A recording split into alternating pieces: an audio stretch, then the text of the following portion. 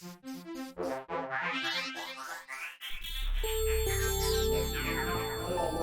to the Whole Man podcast. It's an offshoot of the Whole Man conference where we'll be interviewing men of substance who will definitely deliver value.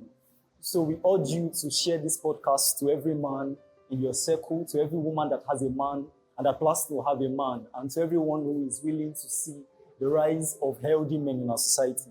And with me today is a resounding guest who has done many great things. I'll just list out his profile. He's the founder of Smartan House, a gap year and talent accelerator program that empowers brilliant teens from low-income communities through skills, training, and mentorship. He also leads the consortium, a network of young professionals supporting youth development across Africa, and many, many more of his achievements that I can list. You just have to just stick around and listen to the value that he would definitely deliver on this podcast. You're welcome very much. Thank you very much. Yeah. So we'll just be asking a few questions concerning your work with the Smartan House. Can you just tell us how much of a man's environment can affect his ability to truly deliver on his potential? Well, the truth is, men are endangered species because everything is designed without the interest of the man at heart. Sounds funny, but that's the truth. If you live in the UK, you see that in the order of things, you have the child, you have the mother, you have the dog, and then you have the man. Absolutely. You get a picture. A man can be sued for hurting a dog, can be sued for hurting a woman, can be sued for hurting a child. And so, because if you have a village where you have old men, you're screwed. All right? But if you retain women, you can proliferate that tribe. You get a picture. And so because of that, men seem to occupy the roles where it looks as though you're just there to provide and that's all. And every time society views men with that stereotype, we are only able to deliver a very small percentage of our true potential. And so at the Smartan House, what we try to do is that many of the young men, the boys that come into that program, we try to get them to redefine what it means to be a man, beyond just the masculinity, all right, beyond just the ability to care, but the fact that you are the first created thing on the planet. And so you rose to fill a role as a priest, as a provider, as an originator of culture.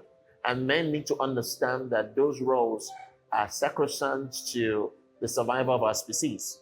And so any time we undermine the roles of those kinds of men, the entire human race is a threat.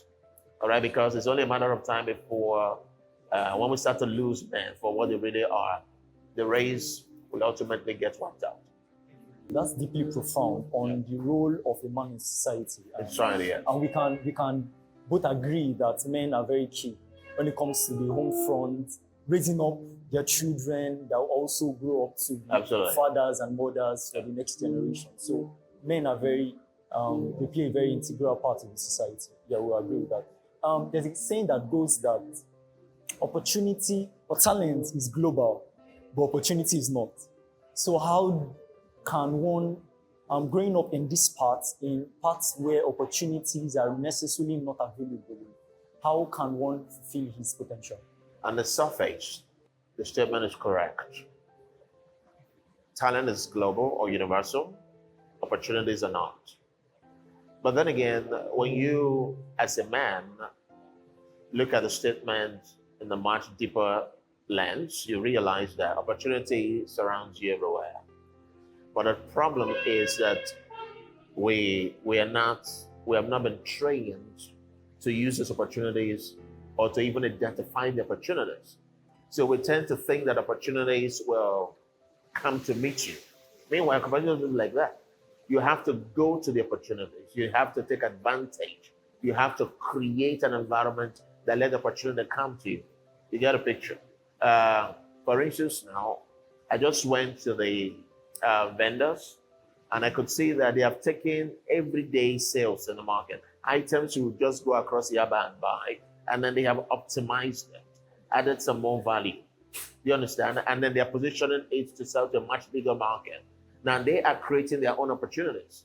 They've got a talent, but they're not going to wait for somebody to come and, approach them for the sale. They have to find a way to use technology or any other thing to optimize a product and put it out there in the marketplace and let people come and buy. That is exactly how life works. Opportunities will not come, or opportunities will come multiple times and you don't recognize it because you have been conditioned to think that these opportunities are not sufficient. But they are there, always there. All right. If you go to the airport, you realize that a lot of Nigerians are getting away from the country because they think that 70% of Nigerians are poor. But if you come to the arrival side of the airport, you discover that so many other nationals are coming in. Why? Because they flipped the same data that says that 70% of Nigerians are going out because they're poor. 70% are poor, 30% are rich. So that 30% of wealthy Nigerians is what these foreign people are coming to tap into. 30% of 200 million people, that's 60 million. And that's more people in Nigeria than you have in all of South Africa, for instance. All right? So why somebody else saw a problem and an obstacle, the guy coming from another place saw opportunity, and then he's tapping into it and bringing all his national brand here.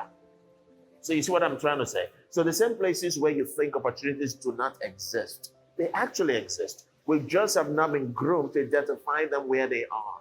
And so we tend to overlook them or ignore them, even when they are right in front of us.